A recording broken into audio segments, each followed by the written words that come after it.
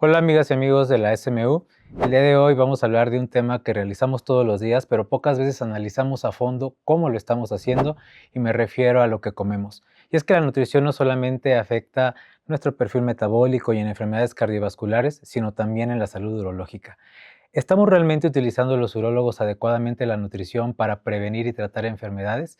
Para responder estas preguntas y muchas más, me acompañan el día de hoy la doctora Diana Castañares Bolaños, especialista en nutrición clínica y medicina interna, y el doctor Víctor Ríos Dávila, quien es especialista en urología, socio de la SMU, quien además tiene posgrado en urología robótica. Bienvenidos al quinto episodio de UroTalks, el podcast de la Sociedad Mexicana de Urología.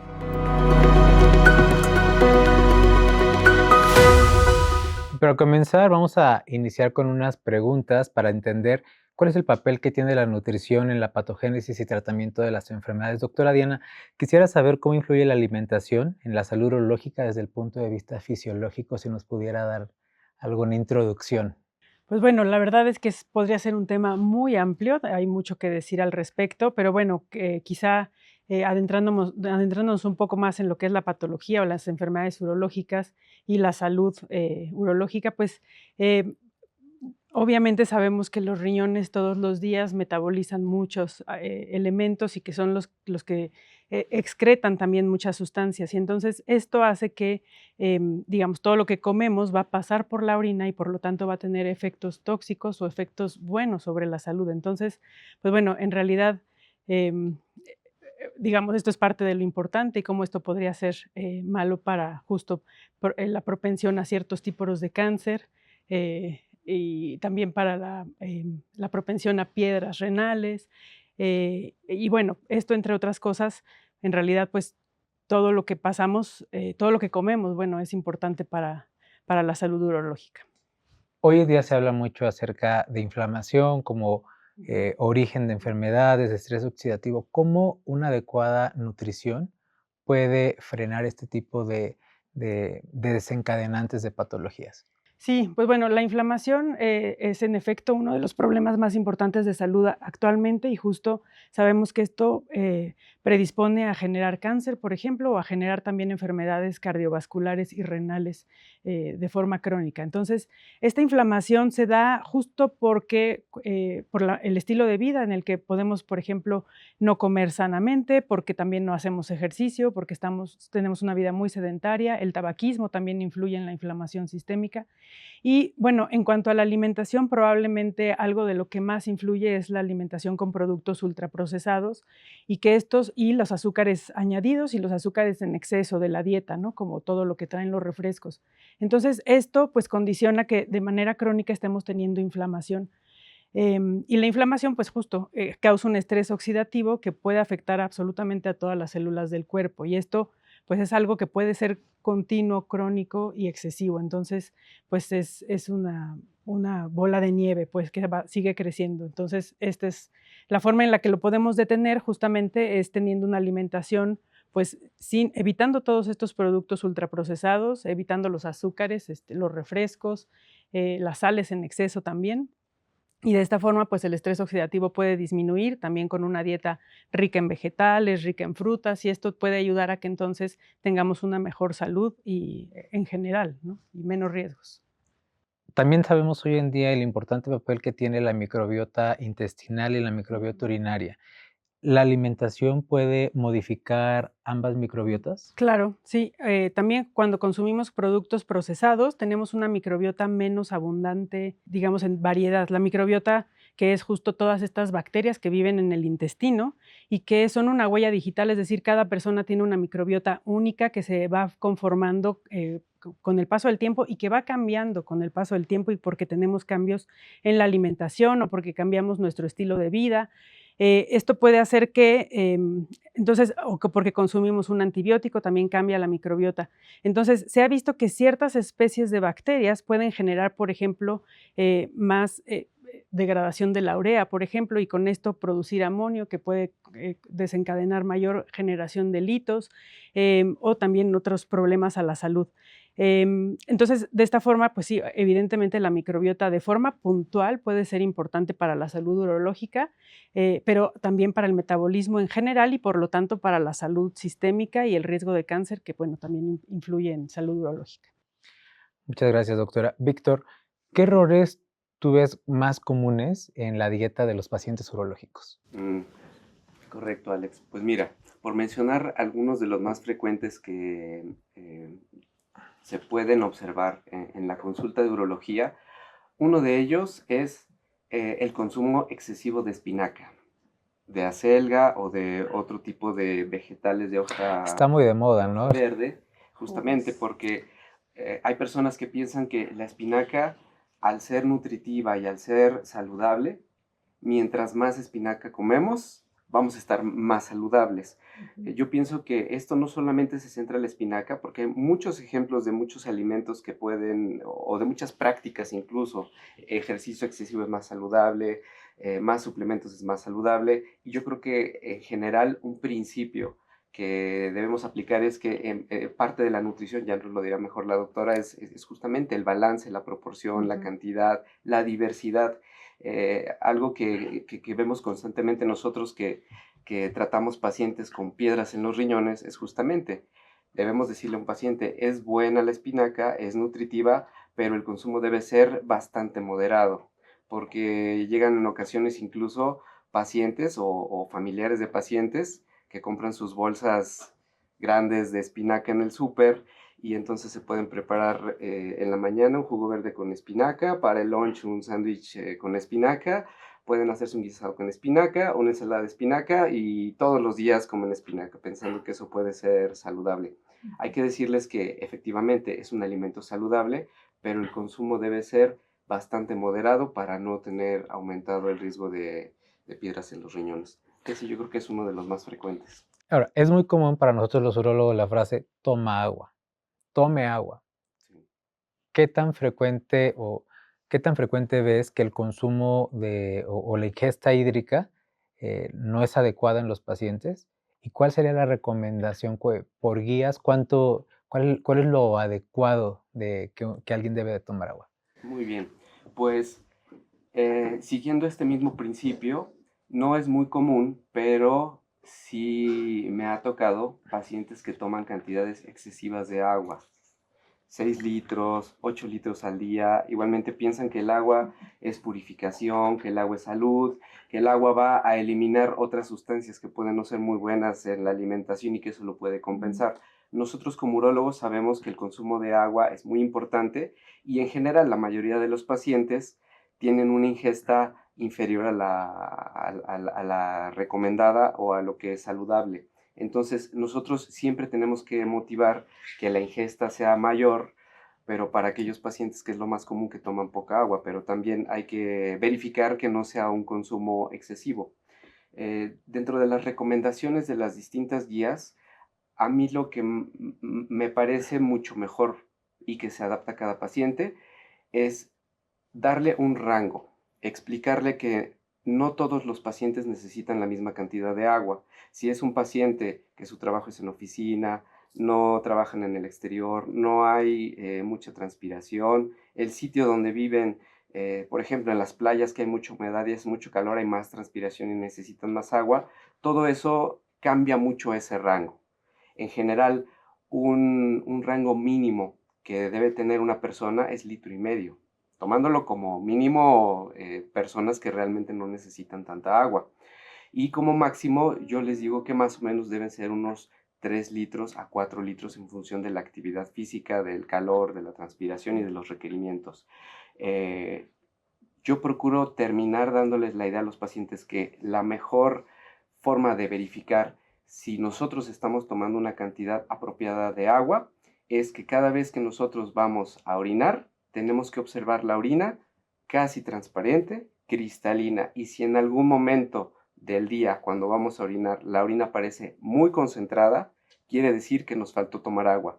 Esto sirve mucho porque cada paciente puede ir ajustando qué cantidad de agua necesita en función de que la orina se mantenga clara y cristalina. Y otro de los aspectos que siempre decimos es, no consumas tanta sal. y cuidar la ingesta de sodio. Pero, ¿qué tanto es mucho? Cuánto es demasiado sodio? ¿Cómo un paciente puede medir o cómo podemos decirles, disminúyelo en tal cantidad? ¿Cuáles serían las recomendaciones adecuadas en este sentido? Sí, y bueno, agregando un poco a lo que mencionaban del agua, uno de los errores que yo observo ahorita, por ejemplo, es la gente que consume sueros para poderse hidratar, o sea, van al restaurante y entonces para evitar consumir refrescos toman sueros y justo tienen muchísima sal, ¿no? Entonces es tanto la sal del agua mineral como la sal que le agregan al vasito y eso creen que es muy hidratante o incluso estas bebidas deportivas que justo son deportivas y no son para las personas o sea, en general, ¿no? Y que se hidratan con bebidas deportivas que justo tienen sodio. Entonces, esto pues va incrementando la cantidad de sodio. Probablemente una de las medidas más eficientes para explicar cuánto es un exceso de sodio, la verdad es que es justo los procesados que contienen muchísimo sodio. Caldo de pollo procesado, o sea, ultraprocesado, porque casi todos lo son. Muchos de los aditivos que utilizamos o de los condimentos que utilizamos para la comida, la salsa de soya, todas las salsas industrializadas, pues contienen mucho sodio, también tienen muchísimo sodio los refrescos, incluso cosas que son dulces tienen contenidos importantes de sodio y de otros minerales que pueden ser dañinos e incrementar, digamos, el consumo adverso, digamos, de sodio. Entonces, pues justo, digamos, salar la comida de manera normal no está prohibido, pero lo que debemos prevenir es estos excesos de los productos industrializados probablemente y ya no agregar sal al alimento que ya está en la mesa, o sea, ya se saló, digamos, en la cocina y ya que no se sale más, ¿no? Entonces, esto puede ser como una medida normal, pero bueno, esto sí se come en casa, porque siempre les comento también que normalmente cuando no comemos en casa es mucho más frecuente que la comida de fuera de casa va a ser más salada porque es más gustosa y entonces los comercios lo que van a querer es que te guste mucho y entonces la salan más y normalmente es una comida alta en sodio.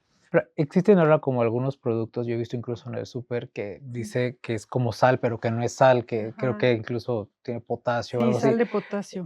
¿Qué tan útil es esto? ¿Es benéfico o no? Pues en general, o sea, no se recomienda, justo la idea es como prevenir el uso de sales, porque al final también tienen otros solutos que tampoco son necesarios.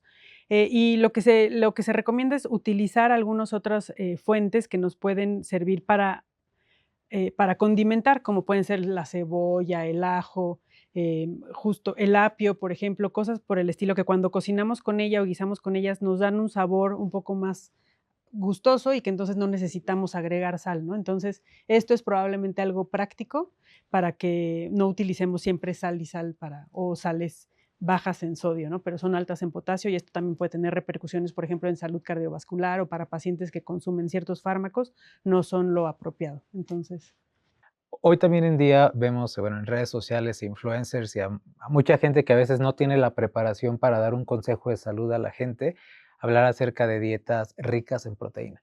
Y ujú, vemos que, por ejemplo, en los reels, en Instagram y demás, están haciendo una receta y dicen, acompáñame a hacer este desayuno rico en proteína. Vamos a hacer esta comida que es rica en proteína. ¿Qué riesgo tiene una dieta hiperproteica? Porque creo que a veces se está tendiendo hacia eso. O sea, por sí, ejemplo, las necesidades de proteína no son las mismas de un paciente o de alguien normal a la de un atleta, por ejemplo. exacto. Y a veces, muchas veces creo que estamos cayendo en ese punto en el que se está glorificando demasiado el consumo de proteínas. Sí. ¿Qué riesgo existe de esto? También, o sea, el riesgo a la larga, bueno, las dietas incluso cetogénicas a la larga, pues sí pueden conducir a riesgo renal y a riesgo cardiovascular y a riesgos de cáncer, porque creo que algo importante es que la mayoría de las proteínas las vamos a incluir justo en productos de origen cárnico y cuando son carnes, entonces también estas tienen mayor riesgo de cáncer por las grasas saturadas y también por los hidrocarburos cíclicos aromáticos las aminas hidrocíclicas. Y estos nos pueden incrementar el riesgo de cáncer también. Entonces, todo esto, pues al incrementar la proteína, estamos incrementando también el consumo de muchos productos tóxicos. Otra fuente de proteínas a veces son productos ultraprocesados, que son estas proteínas en polvo que vienen condimentadas con saborizantes artificiales, endulzantes artificiales, y esto pues termina siendo también un producto ultraprocesado, aunque sea rico en proteínas, ¿no? Entonces, pues sí hay varios riesgos del consumo excesivo. Víctor, ¿crees que estamos tratando enfermedades en neurología que podrían prevenirse con una adecuada alimentación? Sí, yo estoy completamente convencido. De hecho, muchas de las enfermedades, sin importar la especialidad, se previenen con una buena nutrición, una apropiada actividad física, un buen descanso. El hecho de tener una mejor nutrición, de tener un estado menos inflamatorio, menos radicales libres, en general, eso está dentro de un marco de salud. El hecho de decir una persona es saludable y si vemos al cuerpo como un sistema completo que depende uno de otro, eso también va a motivar a que existan menos enfermedades, tanto digestivas, tanto musculares, y también entra la parte de urología. Es decir, de forma general, yo creo que si vemos que un paciente no tiene una adecuada nutrición, tenemos que empezar por eso para saber que estamos ante un cuerpo o un paciente que está con menos posibilidades de enfermarse. Ya viendo de forma específica, una de las enfermedades que más tratamos son la urolitiasis, regresando nuevamente a ese tema.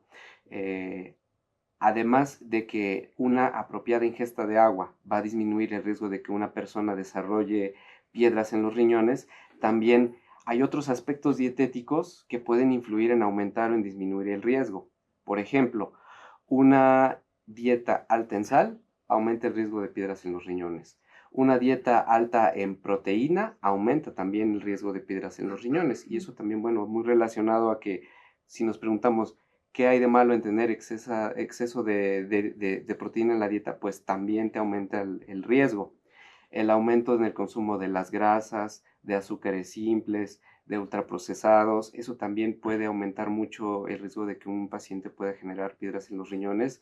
Y nosotros, de hecho, al darle las recomendaciones a los pacientes de qué puedo hacer yo para ya no tener más piedras, aquellos que ya lo tuvieron, come más fibra, come más frutas, sobre todo los cítricos, alimentos ricos en potasio, por ejemplo, no solamente le estamos bajando su riesgo de piedras en los riñones, sino también estamos dándole recomendaciones que en general es una mejor Sí. nutrición.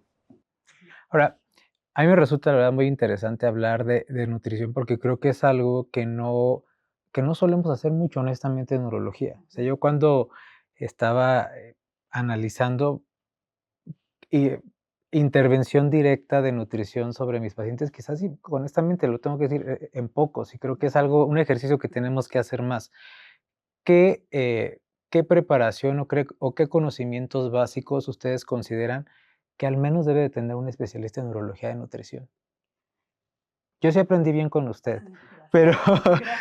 pero pero, ¿qué debería de conocer un urólogo, al menos de nutrición, para ofrecerle a sus pacientes? Pues en realidad creo que todo urólogo tiene bastante conocimiento o debería tener bastante como conocimiento de la función renal y que, bueno, justo cómo todos los solutos, bueno, y todas las proteínas y todo lo demás influyen en la función renal y en el metabolismo, o sea, porque todo al final es el metabolismo. Entonces, pues digo, si conocemos lo que son los macronutrientes, los micronutrientes, entender lo que son vitaminas, proteínas, carbohidratos, tener de verdad esas nociones básicas de nutrición puede ayudar a tener una idea de lo que es la nutrición. Y bueno, por ejemplo, lo de la microbiota, lo fundamental de la microbiota en la nutrición y en la vida cotidiana, ¿no? Entonces, y como lo que decía el doctor Víctor, pues como todo es, o sea, todo está circulando al mismo tiempo, todo está ocurriendo al mismo tiempo y bueno, justo el organismo tiene que estar pues en orden, ¿no? ¿Existe una dieta ideal? Porque, bueno, también así en top y todos los laureles para la dieta mediterránea. Pero muchas veces ese tipo de dieta, francamente, es muy difícil de adquirir para la población mexicana. Y la dieta mexicana, nos amamos la comida mexicana, pero muchas veces no es la más sana. ¿Cuál sería una dieta ideal en México con los productos que tenemos? La verdad es que sí, hablan de una dieta mediterránea, digamos, de la milpa, que justo así se le llama. Digamos, la dieta mexicana puede llamarse una dieta mediterránea en realidad, porque tenemos mayor proteína de origen vegetal. Por ejemplo, consumimos bastantes frijoles, amaranto. El maíz, por ejemplo, también tiene una cantidad diferente de proteína que otros cereales. Entonces, y tenemos poco consumo de productos cárnicos, entonces se vuelve una dieta un poco más basada en plantas y vegetales, pero cuando se hace una dieta tradicional, no una dieta de la calle mexicana, esa es otra cosa. Entonces, que quizás es a lo que estamos acostumbrados y por eso la vemos como algo pues nocivo, ¿no? Pero digamos una dieta tradicional que justo consume muchísimos vegetales, pocas cantidades de cárnicos y buenas cantidades de proteína vegetal, es muy saludable por todos los micronutrientes que tiene, y bueno, y también por todas los vegetales, y todas las frutas también, y además es una dieta muy fresca, ¿no? E incluso la condimentación es fundamental. O sea, sí, pimienta, perejil, canela, todo eso es favorable para la salud. Y tengo otra pregunta, me voy a adelantar porque esta pregunta la planeaba realizar más adelante, pero, pues, estamos hablando de favorecer el consumo de vegetales, y estas dietas libres de alimentos de origen animal, ¿realmente son benéficas o también es malo caer en un exceso? Sino que tiene que ser equilibrado. Sí, o sea, como las dietas veganas o las dietas vegetarianas, la verdad es que creo que culturalmente son difíciles de sostener en un ambiente como el nuestro, eso es lo que puedo decir. O sea, una dieta vegetariana puede ser completamente saludable y benéfica, sin embargo, si no tenemos como una cultura que la sostenga, en realidad es difícil mantenerla porque no tenemos los mismos productos ni hábitos para poderla preparar de una manera adecuada. En cambio, digo, consumir pequeñas cantidades de productos de origen animal, por ejemplo, la proteína láctea y en sí la leche, pues justo hasta previene un poco la litiasis, justo porque evita la utilización o sea, los oxalatos se mezclan con la leche en el intestino. Entonces, la proteína láctea nos puede ayudar, también la proteína del huevo puede ser favorable y algunas proteínas que no tengan que ser, digamos, una abundante cantidad de proteína animal. Bueno, ahora vamos a hablar acerca del papel de la nutrición en algunas patologías urológicas específicas. Creo que ya hemos hablado mucho de litiasis, pero solamente para retomar algunos puntos Ujú. importantes. ¿Cuál crees que es el error dietético más frecuente en estos pacientes, Víctor? Ya hablamos de las espinacas, pero algún otro que tú notes de la baja ingesta hídrica. Errores dietéticos. Justamente, regresamos a los ultraprocesados. Bueno, quitando yo creo que el más, o lo que se refiere como más importante, es la ingesta de agua. Primero hay que empezar por eso. ¿Cuánta agua estás tomando? Segundo, la sal, que ya le hemos mencionado mucho. Otro error, la espinaca, pero yo creo que algo que también impacta mucho en las piedras en los riñones y también el impacto viene en cuanto a la dieta ideal, es los azúcares simples, los productos ultraprocesados. Es decir, si nosotros estamos viendo algunas cosas, pero no verificamos, comes ultraprocesados, galletas, pan, refrescos, harinas, todo lo que es azúcar simple y bajo en fibra, eso también aumenta mucho el riesgo de piedras en los riñones. Y retomando un poco la pregunta de la dieta ideal, yo también creo que la dieta mediterránea es un referente, es como un buen ejemplo de una buena dieta. Yo pienso sobre todo que en México somos una cultura de modas. Es decir, si a nosotros nos inculcan en la mente o en nuestro chip entra alguna idea, esa idea es muy potencial que se propague y que se vuelva moda. Algo que nos hace falta mucho es este tipo de educación. Si nosotros trabajamos en educación para una buena nutrición y luchar en contra de los alimentos ultraprocesados, yo creo que de forma casi natural vamos a estar encaminándonos a que nuestra dieta ideal va a ser tomar lo bueno de cada estilo diferente de dieta para adaptarlo a nuestro medio. Porque como dice la doctora, nosotros no tenemos tantas carencias. De hecho, geográficamente, culturalmente, comercialmente, económicamente, aquí tenemos de todo. Nosotros podríamos adaptar distintos tipos de dietas a nuestro gusto, a nuestro bolsillo, a la forma en la que se alimenta nuestro grupo social o nuestro grupo familiar. Más bien yo creo que lo que necesitamos es mejorar esa educación para que cada persona pueda tomar los mejores elementos, adaptar la dieta a lo que más les guste personal, familiar o socialmente, y poder luchar en contra de todos estos alimentos ultraprocesados, que como son más económicos, en más volumen, más industrializados, son los que dominan y además generan mucha adicción. Los azúcares simples, el jarabe de maíz de alta fructosa, todos estos productos, incluso colorantes, que para darles un mejor aspecto a los alimentos, generan, debería ser considerado una especie de droga dentro del marco de otro tipo de drogas que están prohibidas, porque realmente también nuestro gusto se adapta a lo que consumimos. Como decía la doctora, si nosotros ya naturalmente nuestra dieta empieza a disminuir el consumo de sal, nuestro cuerpo nos va a pedir menos sal en nuestros alimentos, es decir, vamos a recurrir más a otros sabores, a otros sazones, más que depender a tengo mi comida y le echo sal para que sepa mejor. Yo creo que esos serían los fundamentos para que mejore mucho la salud, disminuyamos las enfermedades urológicas y vivamos pues mucho mejor. El calcio en la dieta, que en los pacientes con litiasis, tenemos que disminuir su ingesta. Es un mito. Es mucho que los pacientes creen que tuve una piedra, y les dices, es de oxalato de calcio, que tienen que disminuir el consumo de calcio.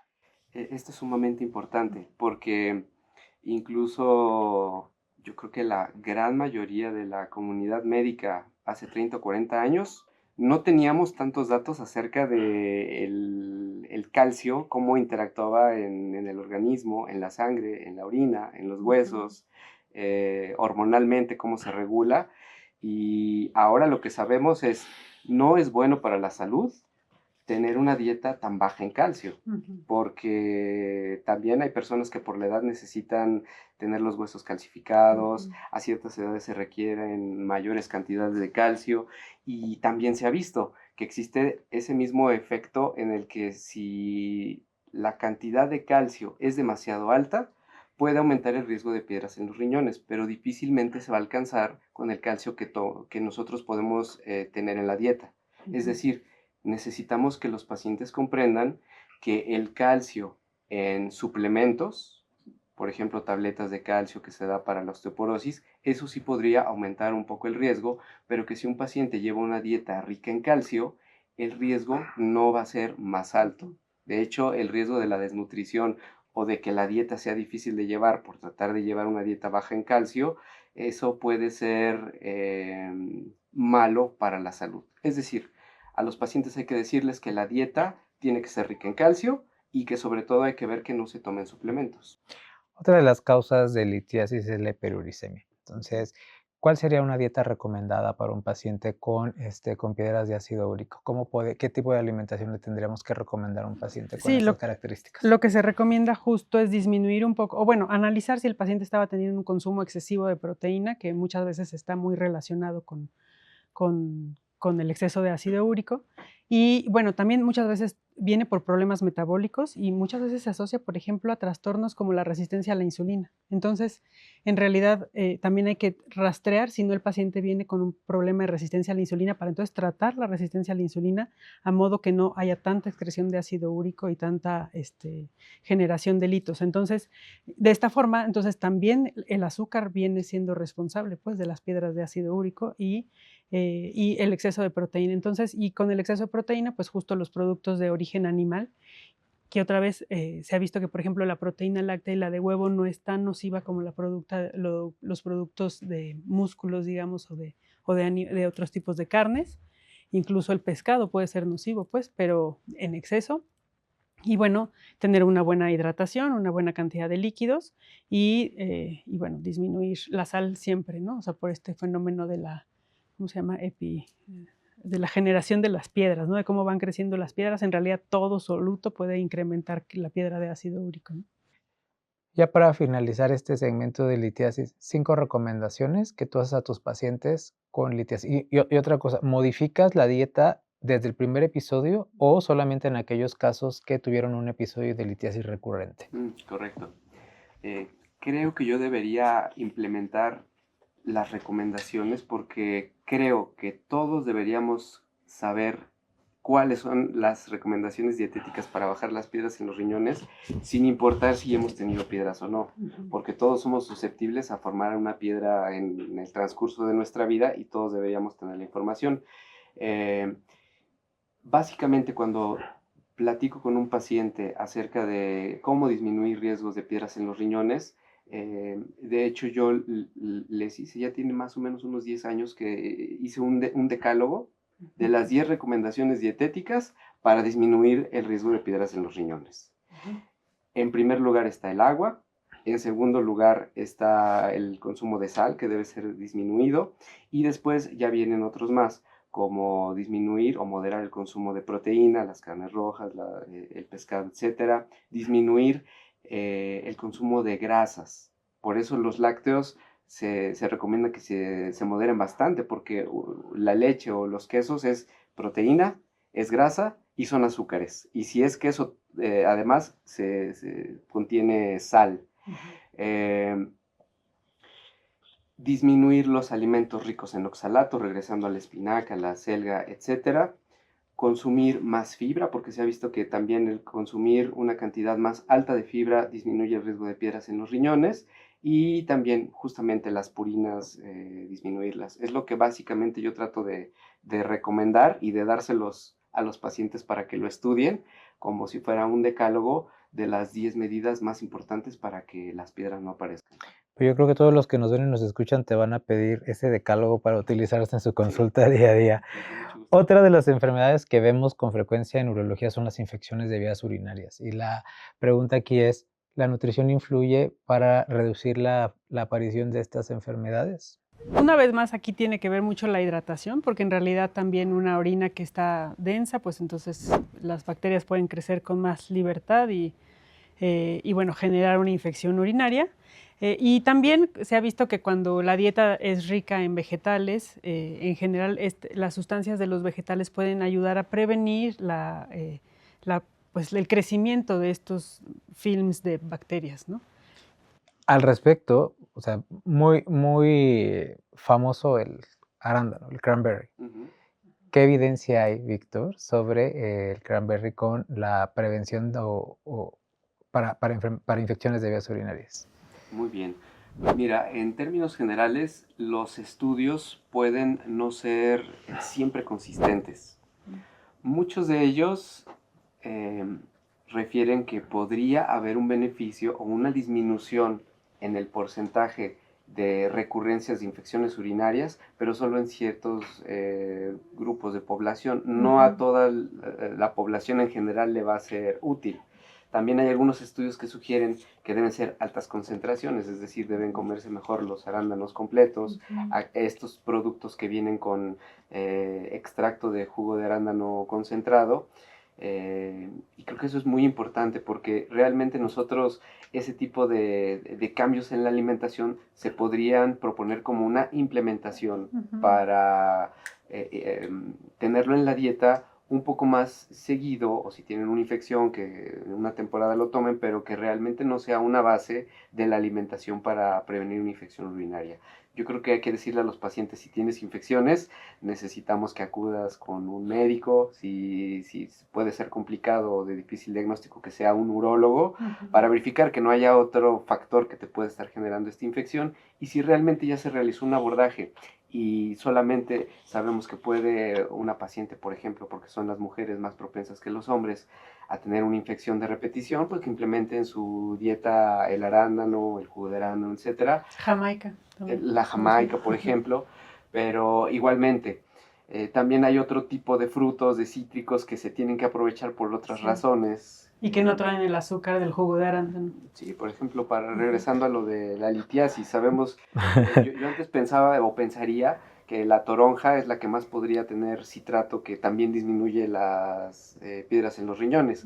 Ya que se hacen los estudios, se ve que lo que más tiene citrato es el limón y es la naranja, pero además también la toronja tiene otros componentes, licopenos, por ejemplo, que en ese sentido, comparado con otros cítricos, se debe favorecer. Entonces yo creo que más bien eso debe asegurar al paciente que su dieta tiene que ser variada. De los cítricos, la guayaba, la toronja por los licopenos es mejor, el limón y la naranja por el citrato es mejor que el otro, y en general, pues que también el jugo de arándano se tiene que integrar para que mejore el pH y disminuya el riesgo de infecciones urinarias.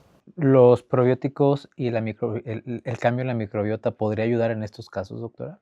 En mujeres probablemente, en hombres no hay tantos estudios y justo porque la relación con, digamos, urinaria con los probióticos es menos importante. Entonces sí, en mujeres podría influir, aunque también, claro, en los hombres la microbiota, hay ciertas microbiotas que pueden favorecer, como ya habíamos comentado antes, pues el que haya ciertos sustratos en la orina que también faciliten el crecimiento de bacterias. Entonces, sí, todavía no está muy bien definido, pero sí hay algunos grupos de bacterias que ya se empiezan a anunciar para poder prevenir infecciones urinarias.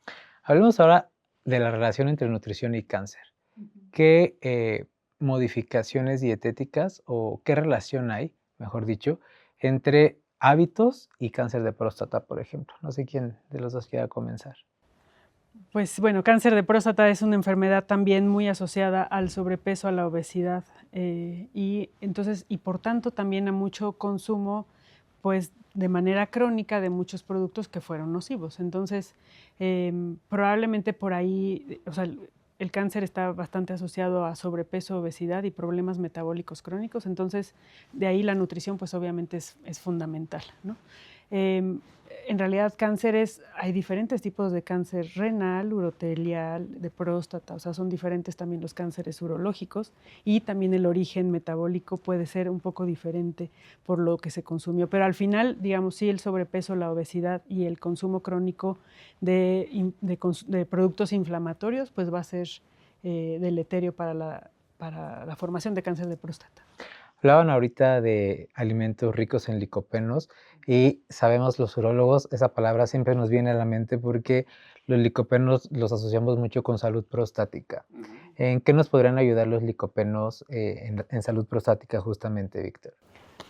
Pues mira, yo creo que los estudios indican que también estos licopenos se relacionan con la mejoría del ecosistema y del estado que no sea proinflamatorio, radicales libres, antioxidantes, todos estos alimentos que tienen pigmentos rojos, el tomate por ejemplo, lo que ya se sabe que si se asocia a grasas como el aceite de olivo o si están cocinados pueden ayudarnos más.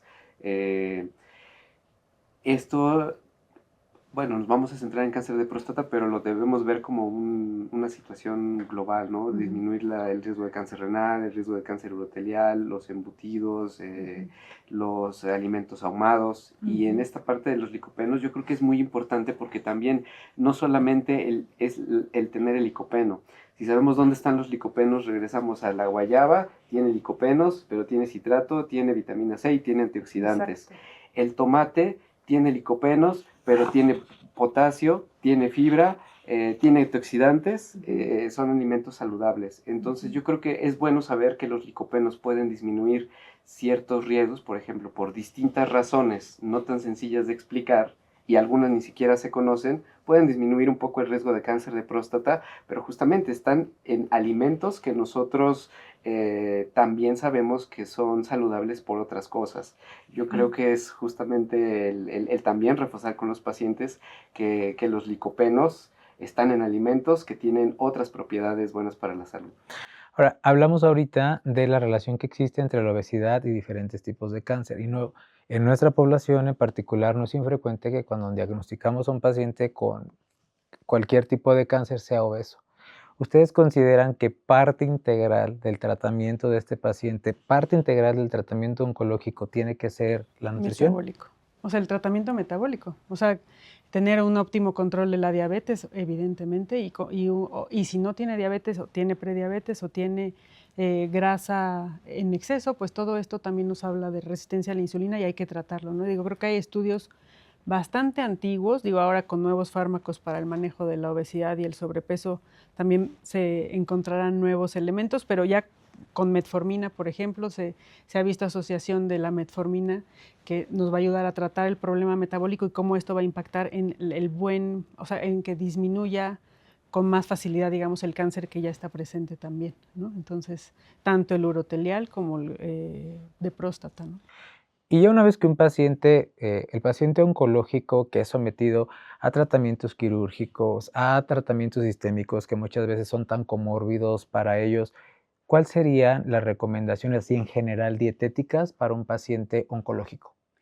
Es una pregunta muy compleja porque en realidad también el Debe ser paciente, personalizado. sí, súper personalizado y además el paciente oncológico pues transita por varios procesos y digamos uno es el prequirúrgico, otro es el postquirúrgico y el que no es quirúrgico y está en tratamiento con quimioterapia pues también tiene varios momentos antes, después de la quimioterapia, entonces debe ser súper individualizado. Creo que son de los pacientes, así justo este paciente polimórbido, el que más se beneficia de una consulta con un nutriólogo clínico justo para poder ayudarle a establecer un plan de tratamiento dietético para todo el proceso. Y sí, pero pues bueno, va a ser una dieta sana y que justo pues todo lo que ya comentó Víctor, ¿no? En realidad pues son muchos los elementos que componen esta dieta sana y el epifenómeno de la dieta sana, ¿no? O sea, el que tengas un producto sano probablemente está haciendo que comas muchos productos sanos y esto es lo Como que te una puede- reacción Ajá, en cadena. exacto. Creo que nosotros, incluso pacientes que se pueden considerar saludables, Ujú. así como pensando en la dieta ideal, siempre tenemos una oportunidad de mejorar nuestra nutrición y Sí. nuestra dieta. Es decir, si nosotros vemos en un mes cuál fue nuestra alimentación, tenemos un potencial de mejoría. Sí. Hay pacientes que ese potencial es muy grande. Es Sí. decir, si está comiendo muchos embutidos, alimentos ahumados, proinflamatorios, no consume fibra, hay muchos cambios que se tienen que hacer. Si tiene obesidad, con mayor razón, es decir, nosotros si tenemos un paciente oncológico, independientemente si vamos a ofrecer un tratamiento con potencialmente curativo o paliativo, tenemos que tener en mente la importancia justamente de, así como un paciente sano tiene un potencial de mejoría en su nutrición para una buena salud y una mejor calidad de vida, para un paciente oncológico tenemos un potencial de mejorar su nutrición para mejorar su calidad de vida, su salud y además su pronóstico oncológico. Y pronóstico en caso de que también sea quirúrgico, igualmente. Disminuir riesgo de infecciones, tener mejor su sistema inmune, mejorar su cicatrización, que puede estar afectado en pacientes diabéticos mal controlados. Todo esto es justamente ir hacia el mismo lugar, pero de una forma que tal vez va a necesitar ser más multidisciplinaria, porque ante un diagnóstico oncológico necesitamos reforzar todos esos frentes para ese paciente. Y dentro de esta gama de patologías asociadas a nutrición, también un link muy interesante es nutrición y fertilidad. Víctor, ¿qué patrones dietéticos se asocian a una mejor cuenta espermática, por ejemplo? ¿O qué tipo de alimentación recomiendas a un paciente infértil? ¿O la alimentación no influye, solamente da suplementos? Me gustaría conocer tu opinión al respecto. Muy bien, pues no me gustaría ser redundante, pero creo que todo va hacia el mismo cauce. Cuando nosotros vemos a un paciente con infertilidad, independientemente si es una causa de niveles de testosterona, de alteraciones en el microambiente testicular, si un paciente tiene un varicocele o si un paciente no encontramos nada y simplemente tiene una calidad espermática que puede no ser óptima, hay que ver tabaquismo, consumo de marihuana, hay que ver muchos elementos, pero en la cuestión de la nutrición también, si es un paciente con obesidad mórbida, si es un paciente que tiene ya datos de feminización, si es un paciente que pensamos que debido a la dieta puede no tener un ambiente propicio para tener una buena salud, también puede estar afectado su microambiente de fertilidad, su calidad seminal. Entonces, también hay pacientes en los que uno los observa que los estudios salen bien, sus estudios de laboratorio, su perfil de lípidos es delgado, etc. A pesar de eso, un principio que nosotros tenemos, si es un paciente que quiere tener descendencia, que está con su pareja buscando tener hijos y no lo logran, es pues mejorar como el campo cuando lo fertilizan, necesitamos que el campo esté fértil, aquellas recomendaciones de suplementos que tal vez pueden ser un poco más difíciles de tener si la nutrición no es buena, como el zinc, el selenio, los licopenos, antioxidantes. Entonces yo creo que parte de una buena recomendación es ver que un paciente lo incluye en la dieta. En ocasiones damos suplementos porque tratamos de acelerar ese proceso, pero más que pensar que el suplemento es lo que nos va a ayudar a que el paciente esté bien, hay que tomarlo como una ayuda de forma aguda, pero cubrir que la nutrición sea lo que le aporte ese tipo de oligoelementos que un paciente puede requerir para tener una mejor fertilidad. Y hablando acerca de suplementos, creo que hoy son moda. O sea, realmente son necesarios, estarían indicados.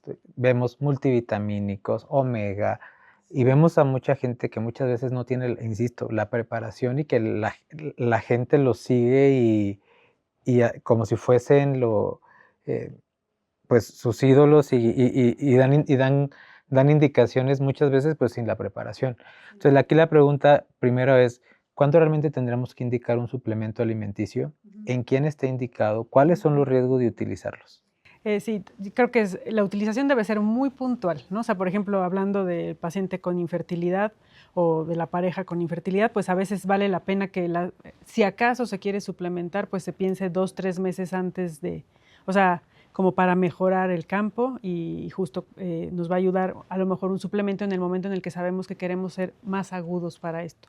Pero estamos hablando de 2, 3 meses. En efecto, lo más importante es que se tenga una dieta que contenga todos estos suplementos, ¿no? Porque el zinc, el licopeno, el omega 3, todo eso se puede obtener en la dieta convencional. Si vemos que el paciente por algunas características es difícil que acceda a cierto producto, por ejemplo, no sé, a mí en particular los omega 3 me llaman mucho la atención justo porque muchos pacientes no consumen nada de pescados, nada de productos de origen del mar, digamos, que son donde hay más omega 3. Entonces, a lo mejor valga la pena un poquito de omega 3, pero de ahí en fuera tampoco es que se los vamos a dar a todos los pacientes durante toda la vida, sino que va a ser puntual, transitorio y para un requerimiento específico y no para siempre. Ahora, nosotros como urólogos, pues bueno, somos cirujanos. ¿Cuál es la importancia de una adecuada nutrición preoperatoria? Pues es parte de lo que se llama el manejo prequirúrgico, ¿no? De Enhanced Recovery After Surgery. O sea, es parte de la nutrición, es evidentemente importante para que la cicatrización sea óptima, para que tengamos menos complicaciones. Entonces, la nutrición, pues la verdad es que sí debería ser obligatorio saber el estado de nutrición de un paciente antes de una cirugía para saber si el paciente es candidato a una cirugía de inmediato o si tendríamos que retrasar incluso la cirugía para prehabilitar al paciente a una cirugía. ¿Cómo podemos saber el estado nutricional? O sea, ¿cuáles serían los estudios de laboratorio mínimos que tendríamos que pedir a un paciente? Porque obviamente como cirujanos pedimos biometría, química, tiempos de coagulación y ya con eso nos dan una evaluación preparatoria y vamos al quirófano. Pues en realidad los estudios de laboratorio, eso. Sin embargo, valdría muchísimo la pena la composición corporal, si el paciente tiene sarcopenia, por ejemplo, que es un elemento también importante para demostrar desnutrición. Y hay varias valoraciones para definir desnutrición o malnutrición y en realidad son bastante sencillas, son simples y o sea, se catalogan por peso, talla, la pérdida de peso reciente y demás. Y con estos elementos podemos saber si el paciente está con un grado de desnutrición que requiera una prehabilitación quirúrgica. ¿El estado nutricional afecta o es un factor de riesgo para complicaciones posoperatorias? Es bastante seguro. Un paciente que no está bien nutrido, sarcopénico, estado proinflamatorio,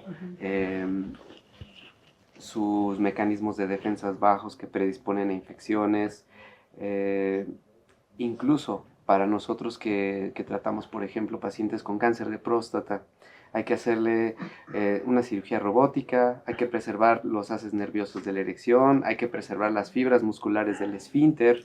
Pacientes con buena prehabilitación, actividad física, rehabilitación y prehabilitación del piso pélvico, buena nutrición, tienen mayores posibilidades de que el desenlace sea mucho mejor en cuanto a preservación de función eréctil, continencia urinaria, disminución de infecciones de sitio quirúrgico, recuperación en general. No va a ser la misma recuperación en un paciente desnutrido que en alguien que está con su organismo saludable. en cuanto a volver a tener las actividades, a cicatrización de las heridas, a sentirse bien como tal, que el cuerpo recupere nuevamente ese estado de no sentirse en la convalecencia. Uh-huh.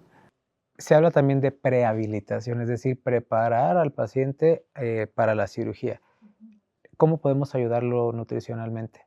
Existe, porque muchas veces, por ejemplo, bueno, nosotros que como urólogos tenemos que tener también formación en cirugía general, vemos en aquellas cirugías importantes el uso de nutrición parenteral, pero ¿cómo podemos preparar a un paciente nutricionalmente para que le vaya bien en un procedimiento? Si tiene, digo, dependerá si tiene o no ya una desnutrición existente y bueno, básicamente, o sea, digamos de una forma fácil, pues podemos justo evaluar un poco cómo está el contenido proteico y el contenido de micronutrientes en la dieta. Justo si utiliza unos suplementos, a veces hay que quitárselos, ¿no? Porque están consumiendo muchas. Y bueno, pues al menos una semana, digamos, en el paciente desnutrido, con unos 7-10 días de nutrición, o sea, comiendo bien, que en realidad esté alcanzando el requerimiento que tiene, es normalmente más que suficiente para tener digamos, un estado capaz de combatir, digamos, la cicatrización. El estrés de una cirugía. De una O cirugía. sea, hablamos también ahorita, nos comentó doctora, de estos protocolos ERAS. ¿Qué tanto se utilizan en México? ¿Cree que están subutilizados? ¿Cuál es su experiencia al respecto? Están un poco subutilizados, depende mucho pues, del grupo en el que se trabaje. Y bueno, sí, porque tiene que ver con la anestesia, tiene que ver con lo que se come antes de la cirugía, o sea, el momento antes de la cirugía y cuando se empieza otra vez después de la cirugía a alimentar al paciente y que no se le deje en ayuno por periodos prolongados y demás. Que esa es una pregunta, esa era mi siguiente pregunta. Es algo que está cambiando mucho. Incluso las nuevas guías, se me olvidó el nombre, Aspen, creo que ya incluso están en contra de estos periodos de ayuno estricto que tenemos de 8 horas y parece que ya no va a ser necesario, a reserva de que estén, porque hoy es moda, los pacientes que están con tratamientos para la obesidad, estos nuevos fármacos Sí. que retrasan el vaciamiento gástrico, pero en general creo que la tendencia es que el ayuno cada vez va a ir disminuyendo en cuestión de tiempo. Sí, algunos hablan, digo, y los anestesiólogos nos podrán o no apoyar con estas decisiones, pero ayuno de líquidos claros pueden ser hasta 2 horas, porque, o sea, podrían seguir consumiendo líquidos claros hasta 2 horas antes de la cirugía y podría llegar a ser seguro si el paciente no está consumiendo nada que evite la cinesis, ¿no? gástrica. Hemos hablado también a lo largo de esta charla de pues, el excesivo consumo de alimentos ultraprocesados e industrializados y el riesgo que ello conlleva para la salud. Y me gustaría preguntarles, bueno, ahora vemos que hay nuevas políticas, que incluso hay sellos, particularmente del contenido calórico, pero ¿creen que esto es suficiente o que se debería hacer algo más para promocionar o para alertar a la población del consumo de estos alimentos?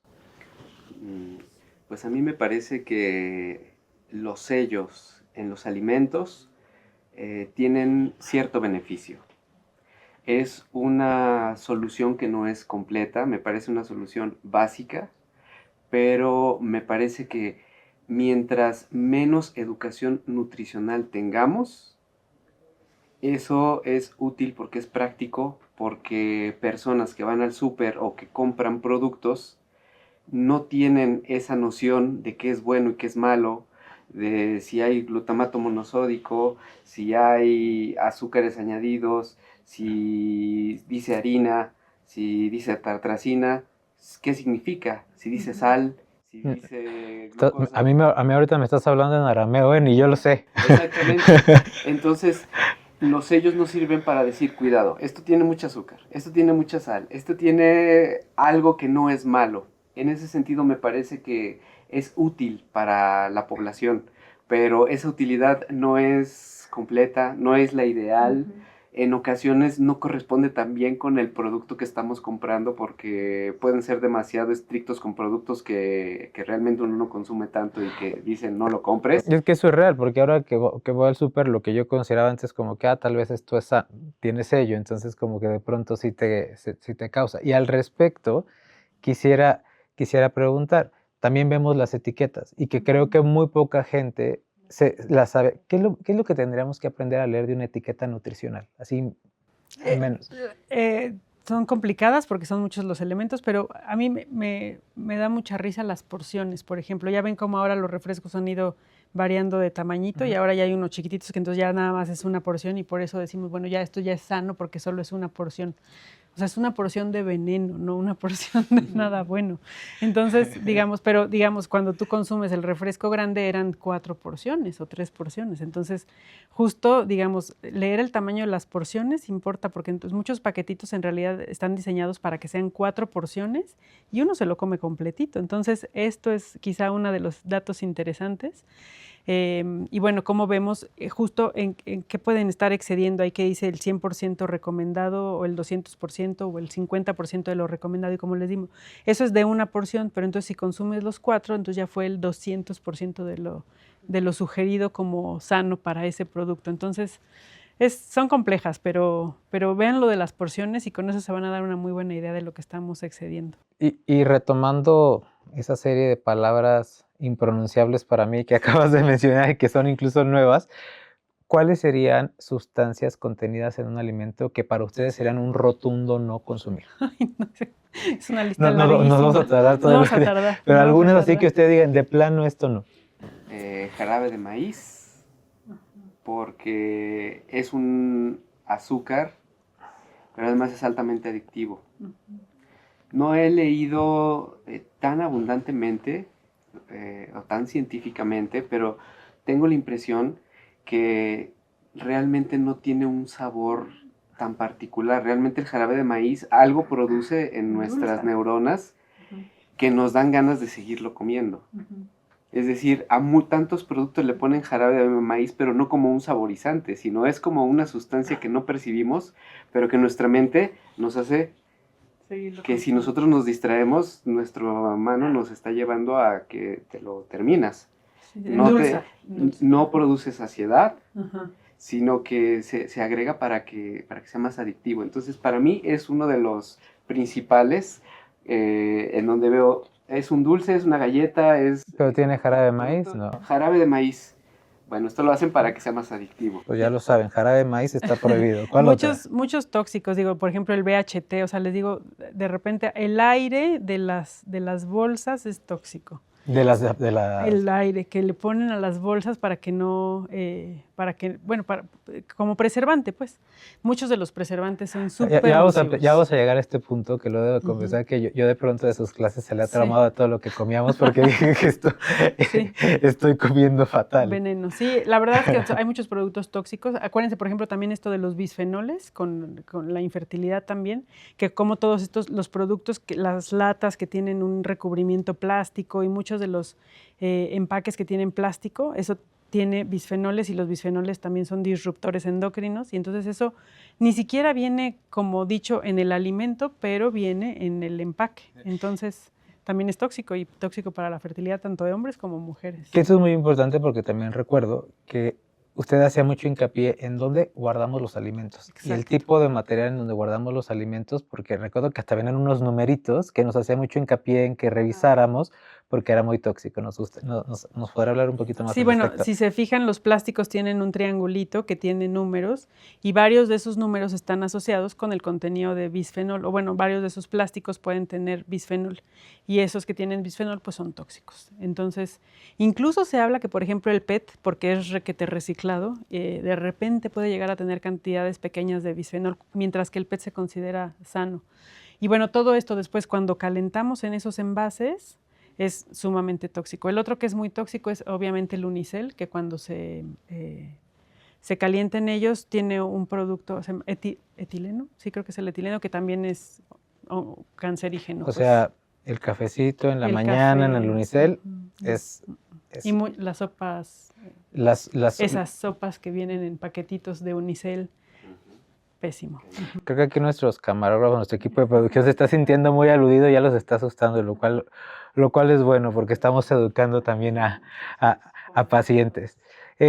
Y recuerdo también que nos había en algún momento, o no sé si nos decía, por ejemplo, kiwis no es la mejor fruta para consumir.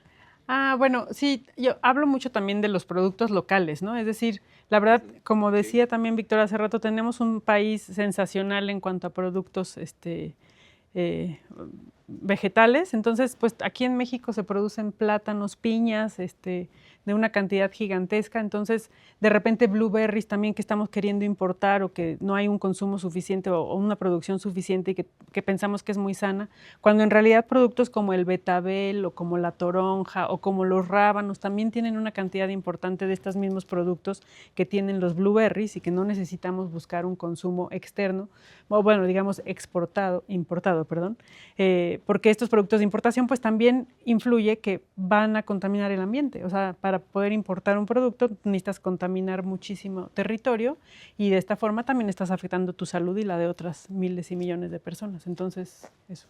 ¿Tendríamos que buscar siempre productos orgánicos o es una moda? Sería difícil que la producción que necesitamos para este planeta fuese solamente de productos orgánicos, entonces es un requerimiento difícil de sostener. Sin embargo, les digo, hay muchas frutas y verduras que en realidad en su producción siempre han sido muy, muy libres de tóxicos, entonces pues sí podemos buscar preferir ese tipo de elementos para prevenir otras exposiciones. Hoy en día se habla mucho también de los microplásticos y el impacto que tienen en la salud. ¿Qué nos puedes decir al respecto, Víctor?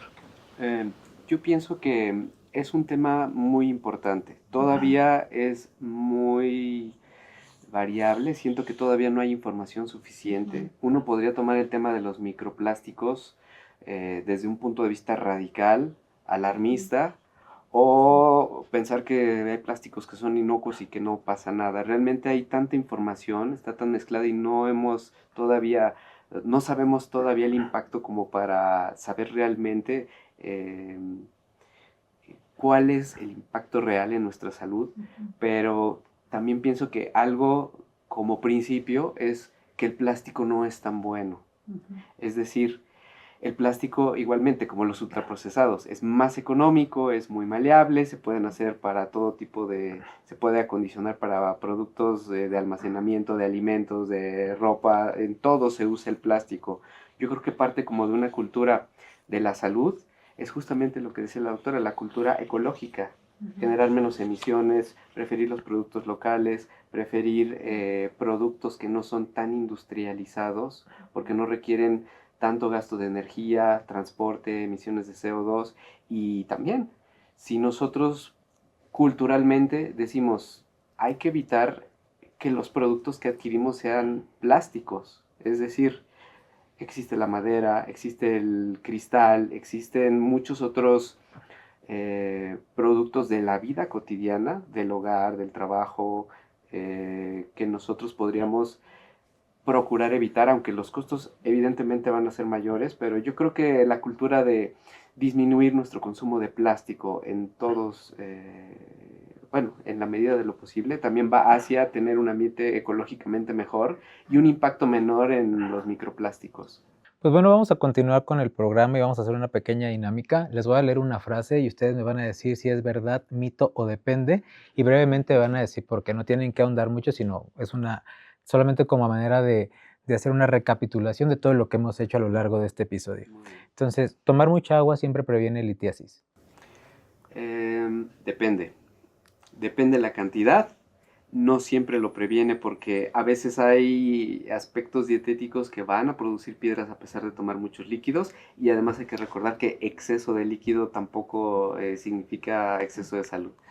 Las dietas altas en proteínas son seguras para todos. No, mito. Mito, porque Pues justo porque los requerimientos proteicos son diferentes, el origen de las proteínas es bueno o no tan bueno y pues eso, dependerá del paciente. el tipo de recipiente en que almacenamos nuestros alimentos puede ser un factor de riesgo para la salud no considerado. ¿Verdad? Por lo que ya comentamos de los microplásticos, de los bisfenoles y de otras sustancias tóxicas que pueden venir en el plástico. La alimentación no influye en el cáncer urológico. Mito, o más bien falso. Falso. La alimentación es muy importante y puede aumentar el riesgo de distintos tipos de cáncer urológico o puede protegernos o disminuir el riesgo de que padezcamos algún cáncer urológico. Cranberry previene infecciones de vías urinarias. Depende. No siempre las previene. En algunos casos sí, se ha visto que es benéfico y bastante inocuo en los consumos estándares, pero no es el tratamiento pilar para una infección urinaria. Las dietas basadas en plantas deberían ser el enfoque de alimentación en nuestros días. Depende si son bien implementadas y con un contenido adecuado y justo de proteína para cada quien. Continuando con las dinámicas, tengo aquí algunas frases en esta pecera. Van a sacar un papelito, la van a leer y van a completar la frase. Si consideran, la pueden pasar si consideran que a lo mejor el enfoque de la pregunta está más hacia el otro invitado sin ningún problema. Vamos a empezar con la doctora Diana. La forma correcta de educar al paciente para que mejore su nutrición es mediante cuestionar lo que antes comía o lo que siempre ha comido y evaluar cuáles son sus requerimientos actuales. Dice, la recomendación más simple pero más efectiva es estar bien informado es salud. Lo que comemos impacta más de lo que creemos en casi todos los aspectos de la vida. Nos queda claro después de esta plática. Creo que incluso nos vamos a quedar cortos. Ha estado muy interesante platicar con ustedes. El mayor mito en nutrición urológica es... El mayor mito. Yo diría pensar que los medicamentos o los suplementos reemplazan una buena nutrición. Yo pensé que iba a decir la espinaca, porque habló mucho de la espinaca. Sí, también después... El error más frecuente en la alimentación de nuestros pacientes es creer que un poquito no es dañino. Seguir influencers, dígalo también, Seguir por favor. Sí. Un paciente debería tomar suplementos solo cuando sean estrictamente necesarios. El futuro de la prevención en urología dependerá de que más médicos como nosotros informemos. El mayor error con suplementos es consumirlos sin la adecuada información. Los principales alimentos que debemos evitar son los ultraprocesados y los azúcares en los refrescos. La hidratación adecuada significa hidratar al paciente en función de sus necesidades. Un paciente con litiasis deberá evitar el exceso de sal y la deshidratación. Y espinacas, para que no se... Para que no se... Y la desinformación. Y la espinaca en exceso. En fertilidad masculina, la nutrición es clave porque se requiere un medio fértil para tener una buena calidad y una buena fertilidad. La nutrición en cirugía urológica es importante porque mejora el pronóstico de los pacientes. Y finalmente dice, la dieta ideal para prevenir enfermedad urológica es la dieta bien informada. Pues bueno, antes de cerrar, me gustaría que cada uno dé 3 recomendaciones claves de nutrición, en general, para salud urológica. Empezamos en esta ocasión con Víctor. Tomar suficientes líquidos, disminuir el consumo de sal, evitar alimentos ultraprocesados. Prevenir el sobrepeso, la obesidad y los trastornos metabólicos con una nutrición balanceada y una actividad física correcta. Tener precaución con el consumo de sal en todos los elementos que existe. Y pues sí, la hidratación es fundamental. Pues bueno, hoy confirmamos algo clave, que la nutrición no solamente es un complemento, sino es parte esencial del tratamiento y de la prevención de enfermedades urológicas. Lo que comemos nos queda claro que sí importa. Agradezco mucho la presencia de la doctora Diana, de Víctor, por acompañarnos en este podcast. Esto fue el episodio 5 de UroTalks, el podcast de la Sociedad Mexicana de Urología. Recuerden seguirnos en todos los canales de comunicación en los cuales estaremos subiendo los nuevos contenidos de este espacio y lo más importante, recuerden que juntos trascendemos. Gracias por acompañarnos. Gracias.